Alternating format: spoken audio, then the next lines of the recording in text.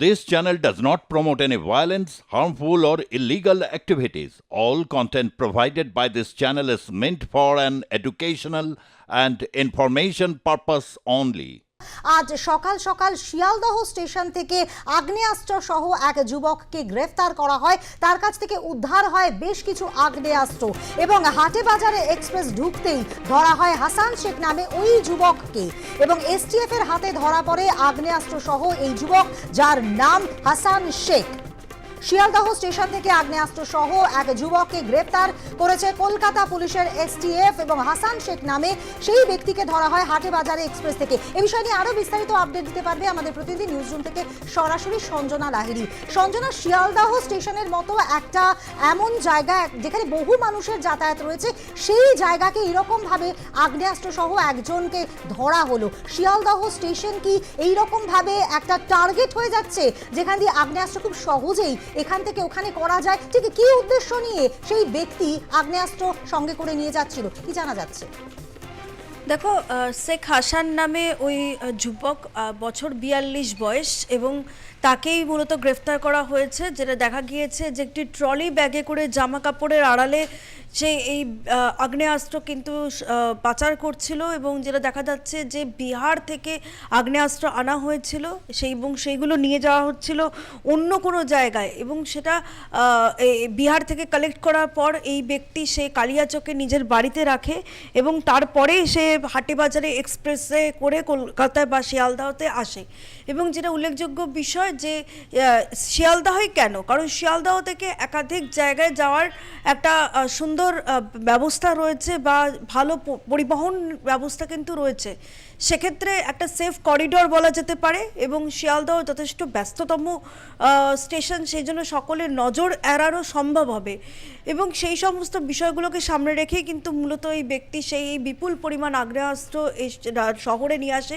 কিন্তু উল্লেখযোগ্য বিষয় যে এই আগ্নেয়াস্ত্র কি শহর কলকাতার বিভিন্ন প্রান্তে পাচার করার ছক ছিল, নাকি এই জায়গা এখান থেকে অন্য কোনো জেলায় বা অন্য কোনো রাজ্যে নিয়ে যাওয়ার কোনো রকম পরিকল্পনা ছিল, সেটা এখনো পর্যন্ত তদন্তকারী আধিকারিকদের কাছে স্পষ্ট নয়, এবং সেই জন্যই এই অভিযুক্তকে আজকে ব্যাংশাল আদালতে পেশ করার পর নিজেদের হেফাজতে নেওয়া হবে, যেটা জানতে পারা যাচ্ছে।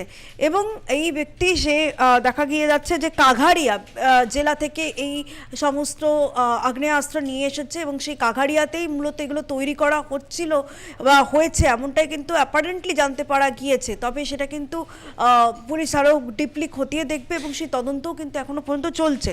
এক্ষেত্রে বেশ কিছু যে আগ্নেয়াস্ত্র নিয়ে আসা হয়েছে তার মধ্যে দেখা যাচ্ছে যে দুটো অর্ধনির্মিত সিঙ্গেল শট ফায়ার আর্মস পাওয়া গিয়েছে, 4টে অর্ধনির্মিত 7mm semi automatic fire arms পাওয়া গিয়েছে, এছাড়াও তাজা কার্তুজ পাওয়া গিয়েছে বেশ কয়েকটি। তার মধ্যে দেখা যাচ্ছে যে 2 রাউন্ড 8mm কার্তুজ পাওয়া গিয়েছে, এর পাশাপাশি 7.6mm 6 রাউন্ড কার্তুজ পাওয়া গিয়েছে। এবং সেই বিপুল পরিমাণ আগ্নেয়াস্ত্র, যেটার কিন্তু আনুমানিক দাম কয়েক লক্ষ টাকা বর্তমানে, সেই ধরনের আগ্নেয়াস্ত্র কোথায় নিয়ে যাওয়া হচ্ছিল সেটা কিন্তু এখন দেখা হচ্ছে। এবং এই ব্যক্তি সে শুধুমাত্র ক্যারিয়ার নাকি এই পাচারকারীদের সঙ্গে বা এই অস্ত্র কারবারিদের সঙ্গে যুক্ত, সেটাও দেখা হবে। এবং কতদিন ধরে এই কারবারির সঙ্গে সে যুক্ত বা এই ধরনের আর্মস সে এক জায়গা থেকে আরেক জায়গায় বহন করে নিয়ে যাচ্ছে ক্যারিয়ার হিসেবে, সেটাও কিন্তু পুলিশ মূলত খতিয়ে দেখছে। এবং সেই জন্যই আজকে একে নিজেদের হেফাজতে নিয়ে আরও ডিপলি তদন্ত করা হবে, দেখা হবে যে মূলত কী উদ্দেশ্যে এই ফায়ার আর্মসগুলোকে নিয়ে আসা হয়েছিল এবং কোথায় নিয়ে যাওয়া হচ্ছিল।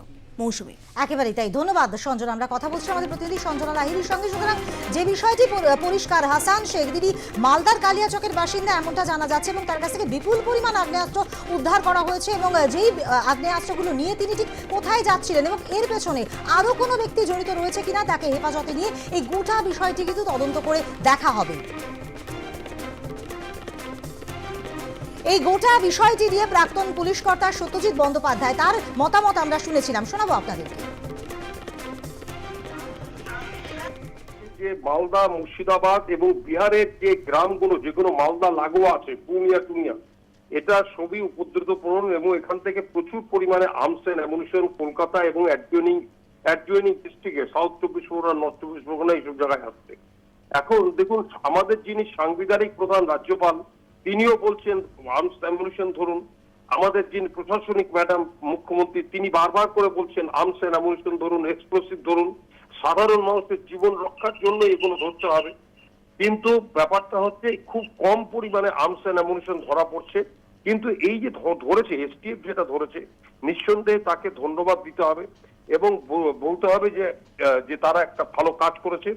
তবে এদের এই যে ছেলেটা ধরা পড়তে যাক কিংবা আরো দু একজন ধরা পড়বে, তাদের থেকে বার করতে হবে যে কে তাদেরকে এই আর্মসটা কিনবে এখান থেকে কলকাতায়, সেটা বার করতে হবে। কলকাতায় কিংবা অ্যাডজয়নিং এরাতে কাদের কাছে আর্মসটা দেওয়ার কথা হয়েছিল সেটা বার করা, তাকে হওয়ার দরকার আছে, কারণ তোরা অ্যান্টি সোশ্যাল, কারণ এটা তো ইলিগাল আর্মস।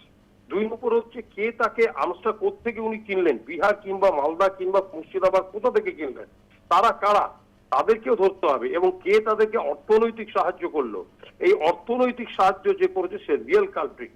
সুতরাং এইগুলোকে দ্রুত 7 দিনের মধ্যে এদেরকে চার্জশিটের মধ্যে, আর্মস এক্সপার্টের ওপিনিয়ন নিয়ে 7 দিনের মধ্যে দ্রুত চার্জশিট আনতে হবে এবং বিচারের মধ্যে পাঠাতে হবে, দৃষ্টান্তমূলক শাস্তির ব্যবস্থা করতে হবে। কোনো লঘু ধারায় কেস নয়, অ্যাকুরেট সেকশনে, নন ভেলেবল সেকশনে কেস লিখে এদেরকে দ্রুত বিচারের ব্যবস্থা করতে হবে এবং জেলে পুরতে হবে, তাহলেই সাধারণ মানুষের স্বস্তি।